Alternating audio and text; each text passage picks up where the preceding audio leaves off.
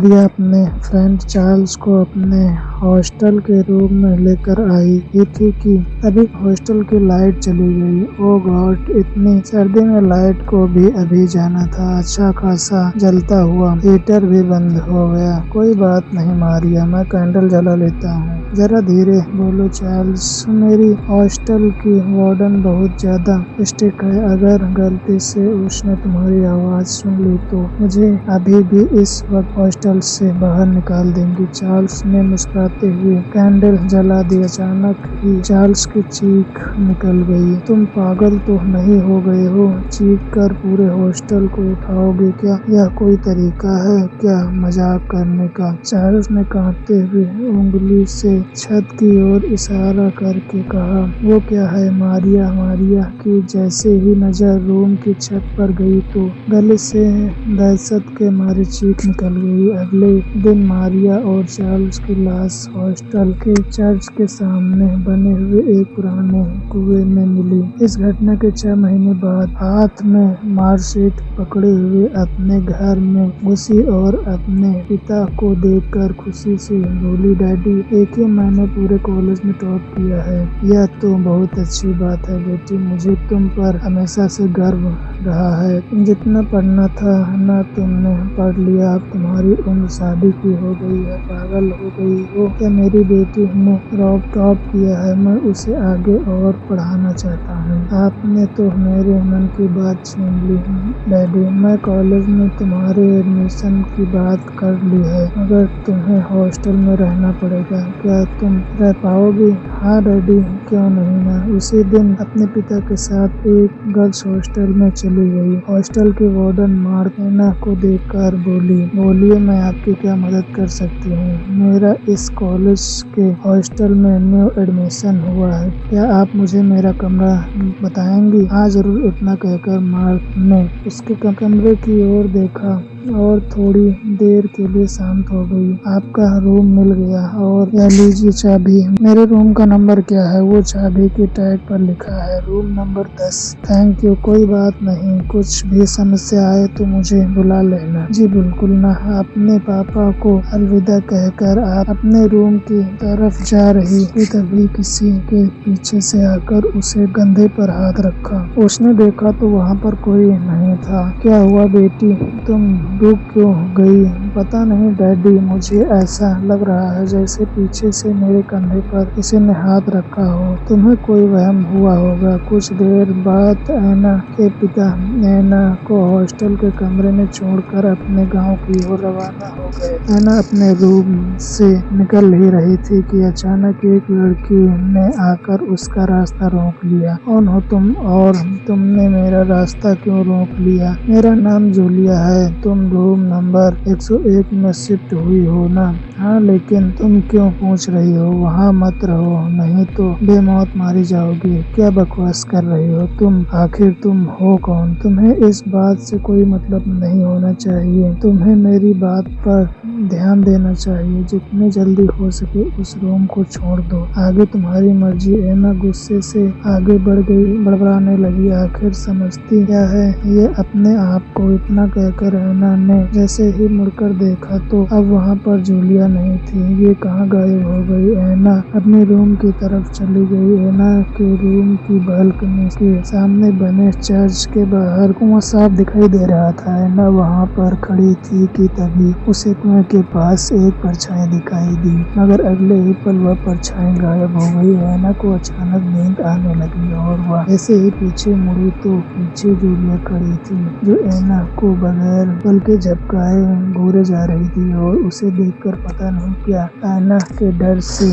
रोंगटे खड़े होने लगे। उसने डरते डरते हल्की आवाज में कहा, आखिर तुम हो क्या? और तुम कब दबे पांव मेरे रूम में आ गई? तुम्हारी कदमों की आहट तक मुझे सुनाई नहीं दी। तभी अचानक जूलिया गायब हो गई। आखिर यह कहाँ चली गई? कुछ सेकंड्स पहले तो यहीं पर खड़ी हुई थी। यह सब क्या हो रहा है? ये जो कुछ मैं देख रही हूँ वो सच है या मेरा वहम? ऐना बेड पर बैठ गई। अचानक उसका पूरा हाथ खून से नहा गया। ओ माय गॉड, ये सब क्या हो रहा है? मेरे हाथ अचानक खून से कैसे रंग गए? कहीं यह मेरा बहन तो नहीं? अचानक छत से खून की बूंद ऐना के हाथ पर टपकने लगी। ऐना ने जैसे ही छत की ओर देखा तो उसके होश उड़ गए। ऐना चीखती हुई बोली, ओ माय गॉड, यह सब क्या हो रहा है? ऐना, नहीं हो सकता, क्या यह सब है?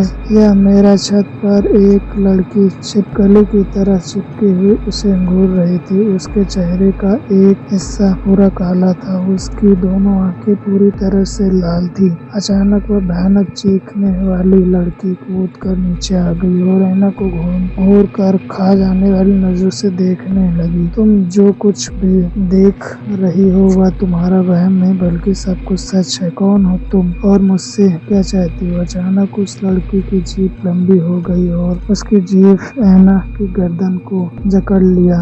ऐसा महसूस हुआ जैसे कि कोई उसके शरीर से उसका खून चूस रहा हो। तभी अचानक ऐना के कानों में मार्थ की आवाज टकराई। क्या हुआ तुम्हें? क्या तुम बहरी हो?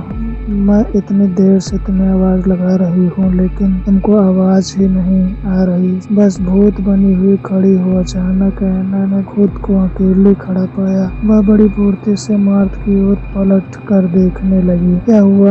ऐना एक ही सांस में मार्थ को सारी घटना बता दी। कभी कभी हमें जो दिखता है वह सच नहीं होता, न हमारी आंखों का भ्रम भी होता है। याद रखना, अगर तुम उसे सच समझोगी तो वह सच होगा और अगर भ्रम तो सिवाय भ्रम के और कुछ भी नहीं होगा। मार्थ को हैरत भरी नजरों से देखने लगे। मैं आपकी किसी भी बात का मतलब नहीं समझ पा रही हूँ, प्लीज आप मुझे बताइए कि आखिर यह सब क्या हो रहा है।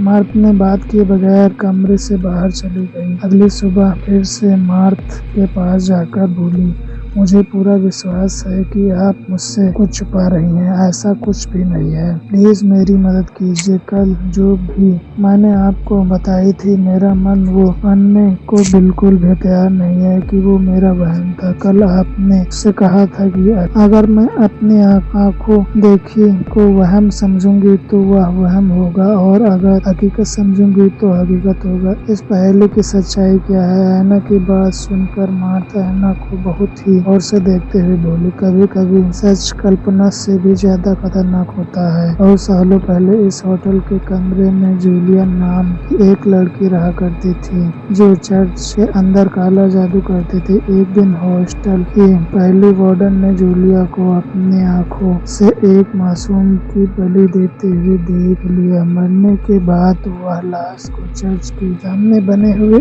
कुएं में फेंक दिया करती थी और आवेश में आकर लोगों ने जूलिया को जिंदा जला दिया। डरी हुई नजरों से मार्थ की ओर देखने लगी। अगर ऐसी बात है तो फिर आपने मुझे इस बारे में पहले क्यों नहीं बताया? इस बारे में हॉस्टल में कोई बात नहीं करता। कहते हैं जो भी कोई जूलिया के बारे में बात करता है वह जिंदा नहीं बचता। मार्थ ने इतना कहा ही था कि तभी अचानक ऐना के होठों पर रहस्यमय मुस्कुराहट आई।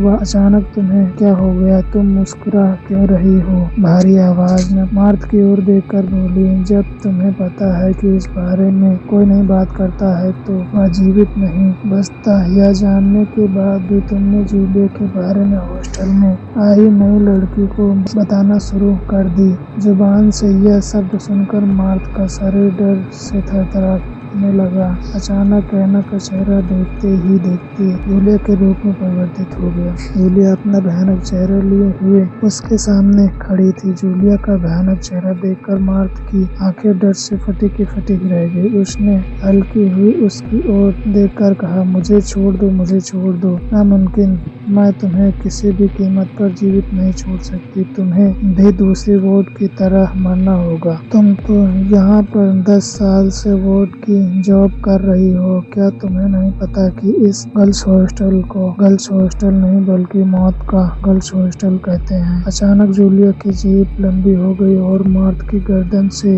लिपट गई। कुछ ही पलों में मार्थ का शरीर बेजान होकर गिर पड़ा। अचानक जूलिया का चेहरा सामान्य हो गया और वो ऐना के रूप में परिवर्तित होकर बेहोश हो गई। अगले ही पल उसकी आंख खुली तो ऐना ने देखा कि उसके सामने खड़ी भयानक जूलिया और मार्क की लाश पड़ी हुई थी और वो चर्च के सामने कुएं के पास खड़ी थी। उसे समझाया था ना मैंने, लेकिन तूने मेरी बात नहीं मानी और लोग तुझे डायन कहते हैं। वो समझते हैं कि उन्होंने मुझे खत्म कर दिया। बेवकूफ इतने भी नहीं जानते कि मैं तो यहाँ से कभी गई ही नहीं। मेरी आत्मा उसी कुएं और इस रूम से जुड़ी हुई है। क्या मार्क को भी तुमने जान से मार दिया क्योंकि वह एक राज को बताकर नहीं रख पाई, इसीलिए मारी गई? लेकिन तुम चिंता मत करो, तुम्हें तो वैसे मरना ही होगा क्योंकि मैंने तुम्हें चेतावनी दी थी कि मेरे रूम में रुकने की गलती मत करना। अचानक जूलिया की आंखों में खून उतर आया। तभी ऐना के कानों में मार्क की कल की